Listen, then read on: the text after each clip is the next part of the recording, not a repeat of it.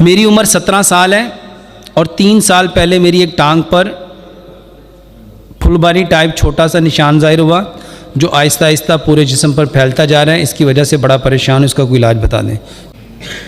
مٹی کا گڑھا لو, اس میں 5 لیٹر پانی ڈالو اور 125 گرام یہ جو چھوٹی سبز الائچی ہے وہ اس میں ڈال دو. اب 1 ہفتہ آپ نے اس میں سے پانی نکالنا ہے. جتنا پانی نکالیں گے اتنا پانی اور ڈال دیں گے. سبز الائچی کا پانی پورا 1 ہفتہ پئیں گے, اس کے بعد پانی بھی بدل دیں گے, الائچیاں بھی بدل دیں گے.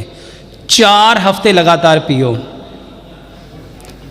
سبز الائچی کا پانی بہترین علاج ہے.